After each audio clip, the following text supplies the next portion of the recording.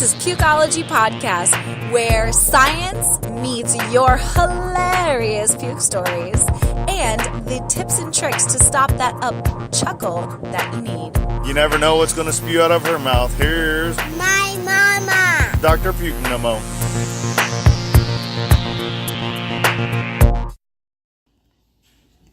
The female body changes more during pregnancy than any other time in our lives. I'll go through every organ group and tell you what to expect when you're expecting, so you dads can enjoy the journey as well.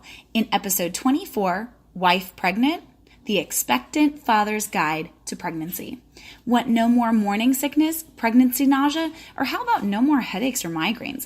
Visit our sponsor, nomonausea.com, the only natural way to instantly stop your worst nausea, vomiting, or headaches now. Or place the No More Nausea band on your baby registry for your delivery bag, especially at Bye Bye Baby, or get it shipped to you for free in just 2 days on Amazon as a Prime vendor.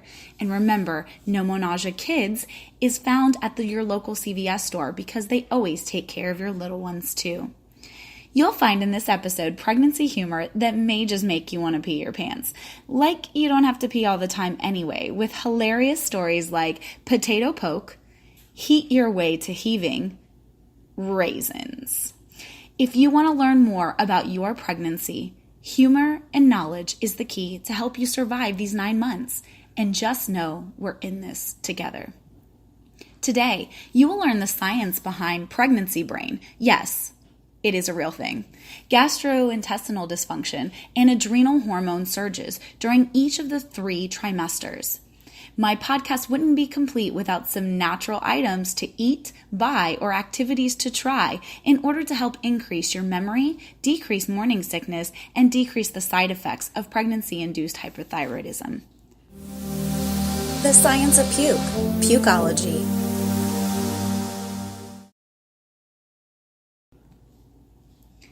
Just the two of us.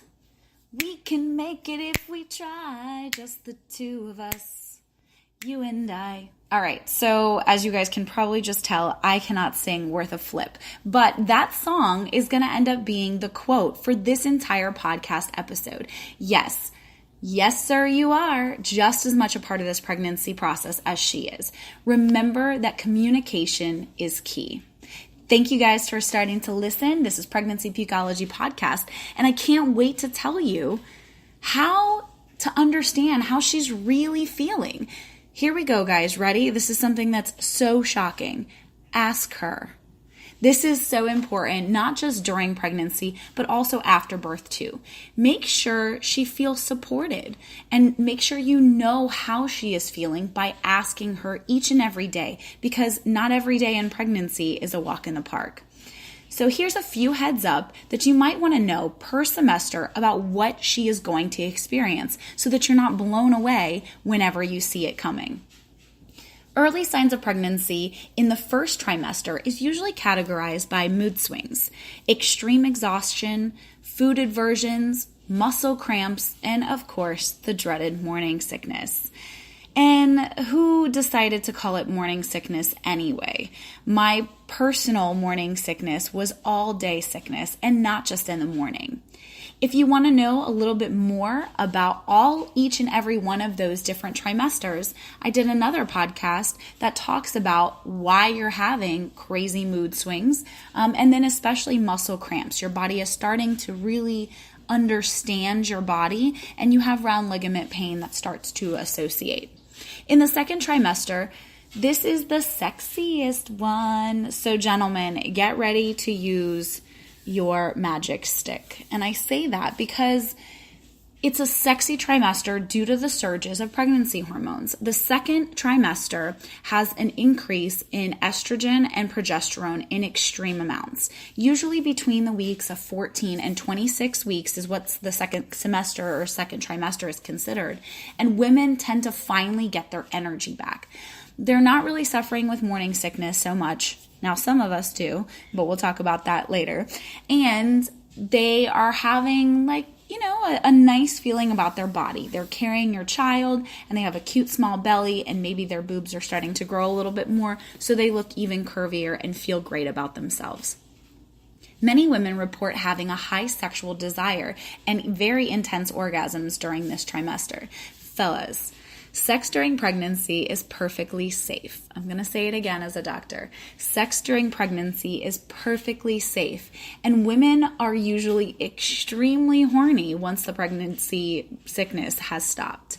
Check out 5 great pregnancy sex positions in Pregnancy Pukeology episode 19, Sex During Pregnancy. And that'll kind of let you know what changes to expect in each of the trimesters and what's going to feel best for her and not just you. Remember, there's an increase in blood concentration to account for the probable 500 mLs to 1,000 which is 1 liter, lost during delivery of blood. This starts happening usually in the 2nd trimester, so her clitoris is super stimulating. Boys, pay attention to her hood. And by that I mean get in there with your mouth. She might really enjoy it and not just the penetration portion. Nearing towards the 3rd trimester, prolactin actually does start to kind of come into play because your body is starting to produce milk. That is the hormone for milk secretion. And this can actually decrease the mom's libido. So try to get it in as much as you can in the 2nd trimester before her belly starts to get gigantically big. In talking about the 3rd trimester, the big belly starts to make physical activity a little difficult. And it's not just that. Remember, her diaphragm is also being moved up. The baby is pushing on her bladder down, so she has to pee all the time. And literally, she looks like she's always panting, regardless if she's doing housework or anything of that nature, because it's hard to carry an extra 10 pounds of baby plus an extra 5 pounds of placenta and extra 5 pounds of fluid usually inside circulating your body. Heartburn is something women may also have not really ever experienced, but then they start feeling it in pregnancy, especially during this last trimester. So think about it, guys. Remember if you eat a really greasy burger and then all of a sudden it's coming back up? Yeah, so if she doesn't want to kiss you, that's probably why. Now remember, we're going to get into a little bit more of what heartburn actually is, but boys, don't push us into having sex in the 3rd trimester. Let us come to you because we are burping like crazy and it is not cute. Now, her body is changing in more than just one way. Did you know that almost every single organ group has a physiological change during pregnancy? Let me say that again. Every organ group has a physiologic change during pregnancy. So let's look at them from head to toe. Mommy brain. Yes, it is real and it starts in pregnancy. I used to call it pregnancy brain because this forgetfulness was intense. Now, forgetfulness, fogginess and remembering details, and forgetting where your keys are, not remembering your cell phone, all the way through just an overall feeling that's unlike yourself. Now, the University of Barcelona actually showed that changes in a mom's brain from before pregnancy up to 2 years after birth, and they saw an actual difference. They proposed that these mental changes were needed to help understand the needs of their babies, to help prepare them for motherhood. So neurologically speaking, the volume of the body increases with increasing amount of cerebral spinal fluid. That's the reason why that your body is basically trying to adapt to all of these hormonal surges as well as extra water weight, quote unquote. But also it is making you much more emotional. An emotionally driven mother is able to tend to the needs of her young, just like in the animal species. So if you cry on commercials for tissues, it's going to be okay, ladies. I did it too. But good news is, after 2 years, after the baby's born, your brain finally starts to come back. Is your wife's sense of smell becoming as good as the Game of Thrones wolves in the House of Starks? Which I'm very upset that Game of Thrones is now over. But yes, of course, she is smelling a barbecue that is 2 miles away. The reason why is because of circulating gonadal hormones that are proposed as an explanation for heightened sense of smell. As HCG, also known as human chorionic gonadotropin hormone, rises, so does the olfactory perception in women. This increased smelling superpower is also why many women get food versions.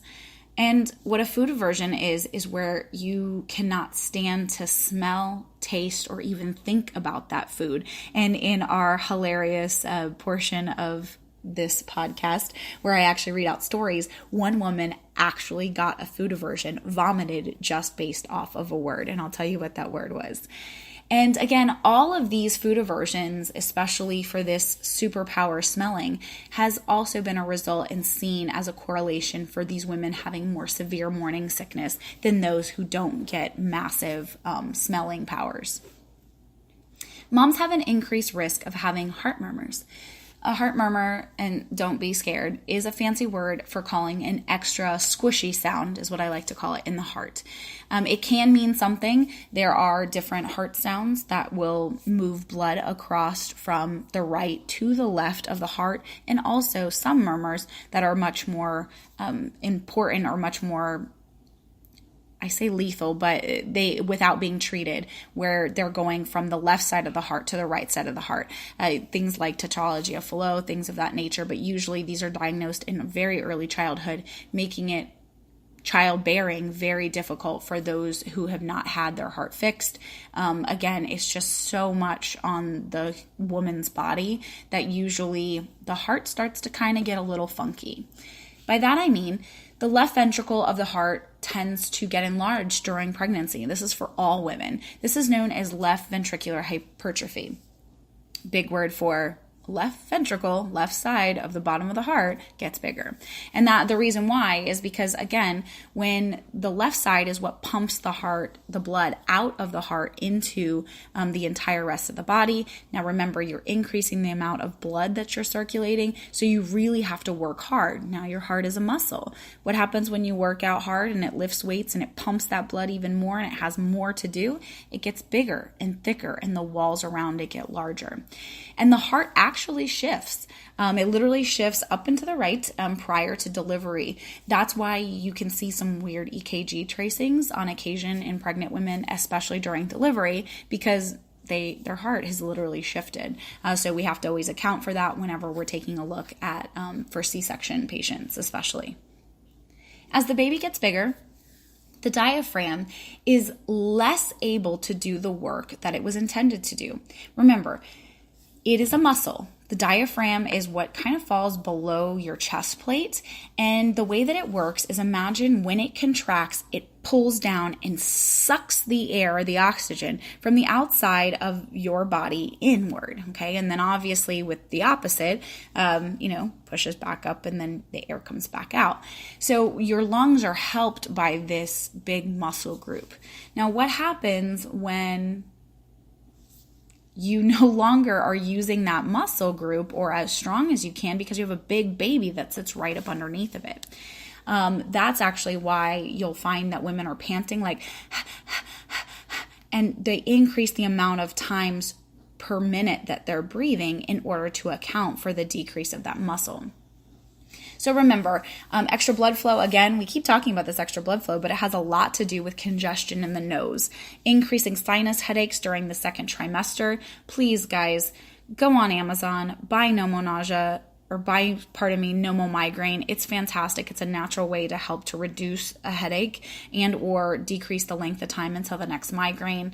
And again, these moms with past asthma in the past, like if they had it at childhood, tend to relapse and need an inhaler actually during pregnancy. It's just because, that diaphragm, that muscle group, as well as those lungs are just put under so much more pressure with all of this extra circulating fluid.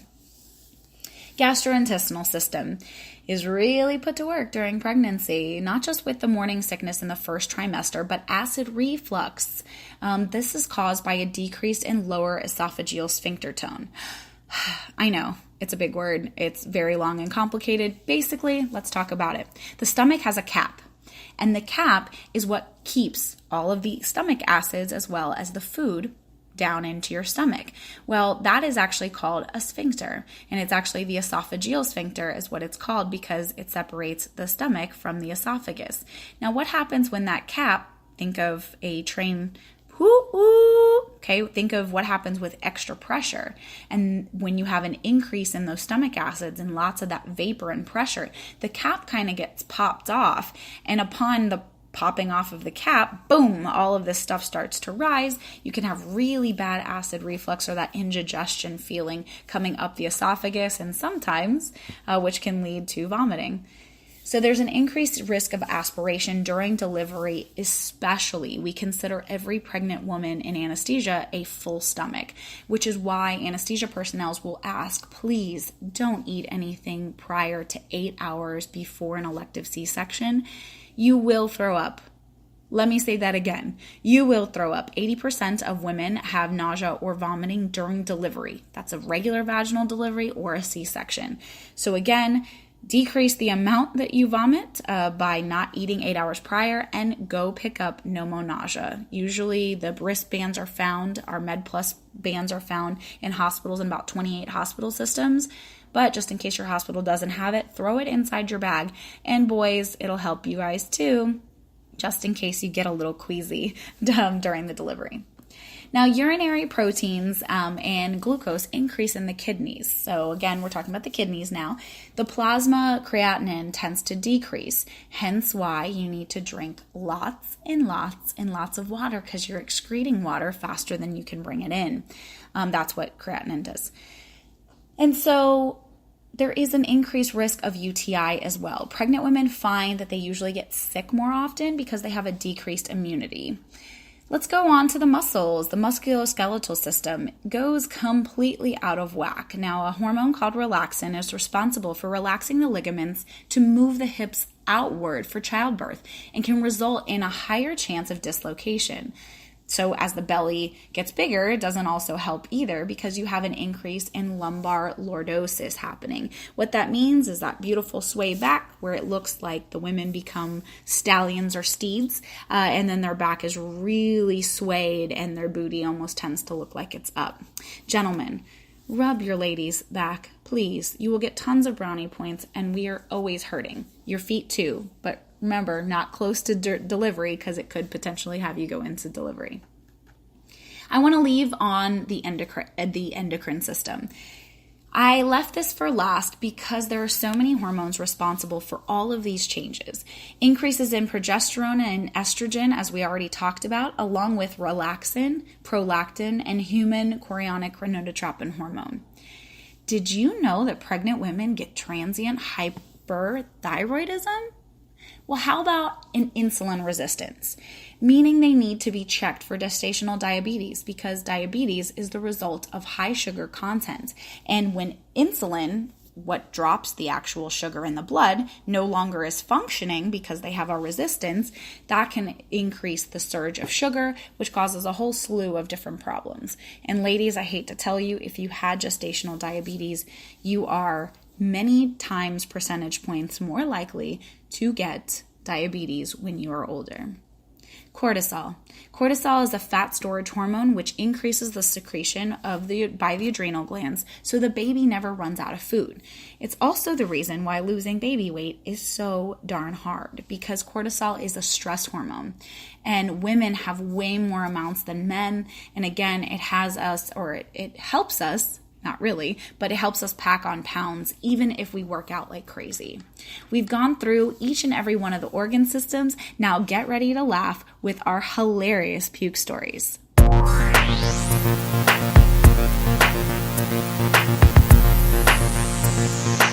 Throwing up on a Tuesday? One puke story. I was cooking baked potatoes, and I knew my tummy didn't like them when I was washing them because of the little hairy stuff, but I hadn't had one in a while, so I figured, hey, it'd be good for dinner. Once I heard the oven beep, I poked a potato, and the texture made me throw up.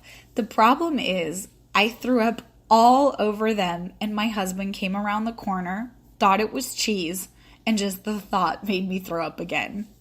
Thank you, UHMV, for your hilarious puke story. I don't really think I'll want steak and potatoes anytime soon. The heating pad comforted my aching back, and it felt amazing. I left it on for quite a while, and then because it got too hot, it started making me queasy. I quickly moved it and then got sick. The problem is I had nothing else around to use as my tray to catch my spaghetti lunch as it came back up. I still was never able to get the stains out. Did you know that spaghetti comes back in a long noodle form? I guess I need to chew my food better. Thank you, 23 is number 1 for your hilarious puke story. I hope you have not been pregnant 23 times. Just saying, if not, that's a lot of spaghetti in your lifetime to puke up. I was rereading Raisin in the Sun, and the second I read the word raisin last week, I threw up red grapes. Now, ironic, right? That I was actually eating red grapes, but what was even worse is that the red grapes looked like raisins, so the sight and the sound of the word raisin, ooh, I'm getting chills, made me give up my cookies. I still to this day don't eat red grapes or raisins. That's so gross.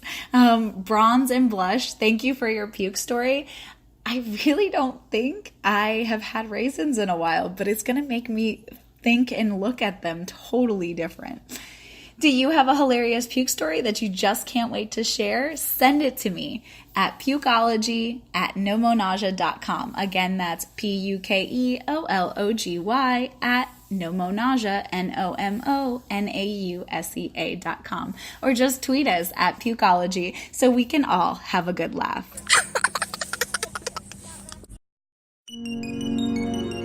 Tips and tricks to stop the chuckle that you need.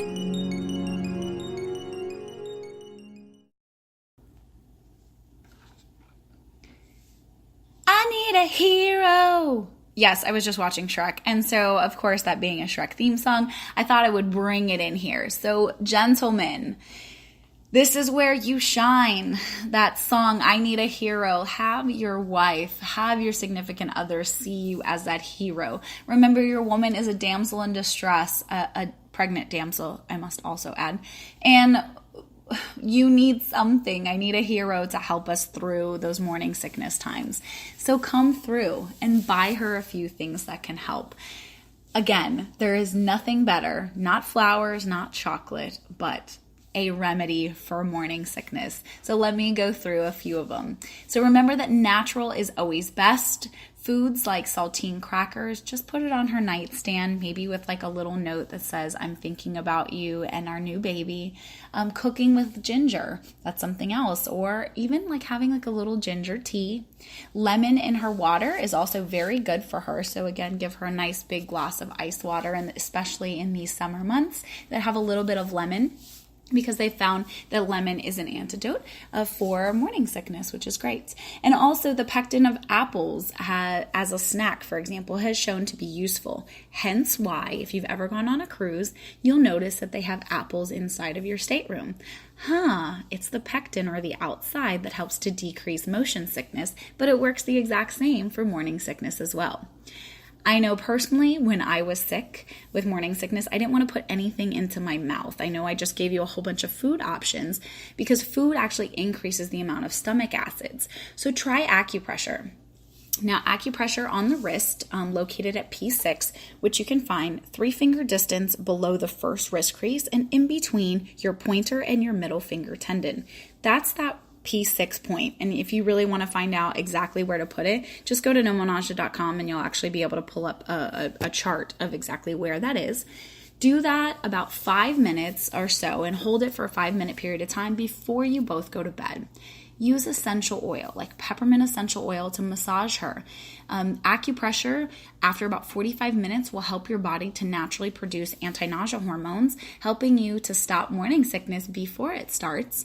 Or just place the No More Nausea band on her wrist at night. So again, gentlemen, run right now, put this on pause or listen to it in the car, and go to Bye Bye Baby, or use your smartphone and get it on Walmart or on Amazon.com. And they are coming to a local grocery chain near you, which is exciting. So again, you could just run into your local grocery store. And so I'll have more up-to-dates once the products are actually on the shelf.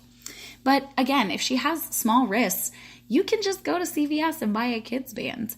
Again, which is great because the kids band and the woman's small wrist are the exact same size. Trust me, she will thank you for it. Now, acupressure at P6 has been equivalent to the effects of Zofran, which is the most commonly prescribed morning sickness medication, but unfortunately has been linked to birth defects and heart problems in women who have had children. So the children, are the ones that are having the birth defects. And again, medication is great whenever it's saved as the last resort, but it has also been equivalent to not just 4 milligrams of Zofran, but also 10 milligrams of Reglan. And Reglan works is another medication that helps to push down food. The great news is, so does peppermint. So does peppermint oil. And that's what the No More Nausea Band is. It is the combination of peppermint essential oil, distraction technology, and even more importantly, acupressure, all on your wrist. So again, each of these techniques are about 50% effective at reducing morning sickness. But the cool thing is the No More Nausea Band was actually researched by multiple different institutions, finding that it stops 80% of your worst pregnancy upset stomach in just seconds. So hurry on over to nomonausea.com to buy one. And if you want other first trimester problem solvers, listen to Pregnancy Pukeology Podcast episode 20, Symptoms by Pregnancy Trimesters. Have you ever noticed your wife getting that pregnancy brain? She forgets where she put her phone, her keys, or important dates. Here are 6 perfect ways to get her brain back on track before your bundle of joy gets here. So boosting brain health.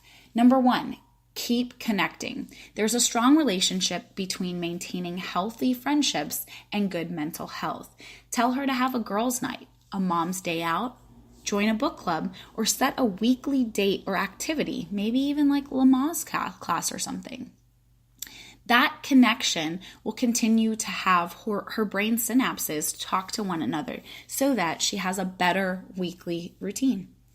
Number 2, move it. Physical activity is essential for the mind and body health.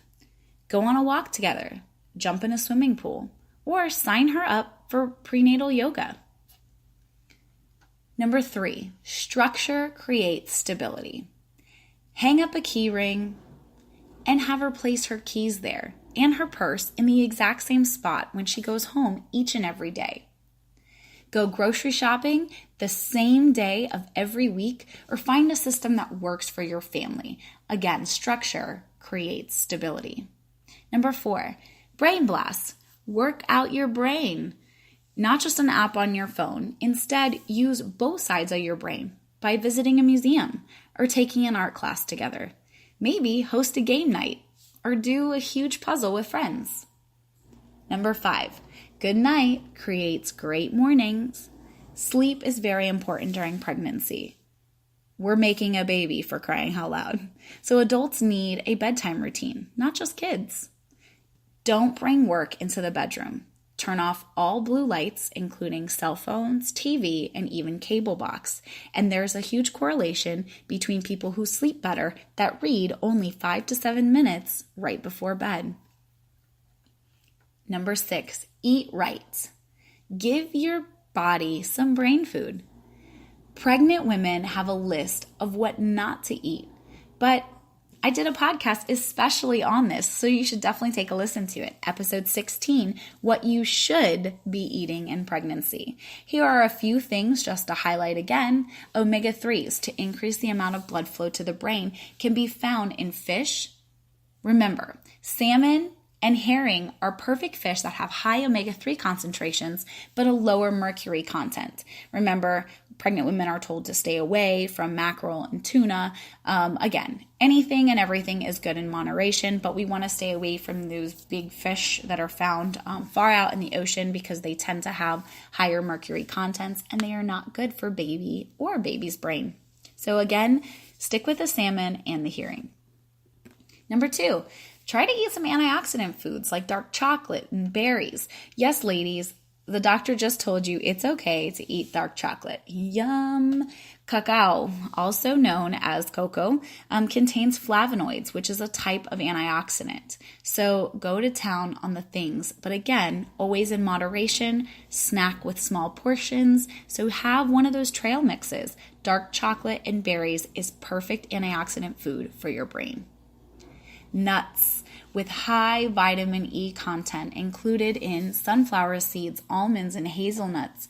Vitamin E protects cells from oxidative stress caused by free radicals. Big words for kind of like, think of it like pollution, right?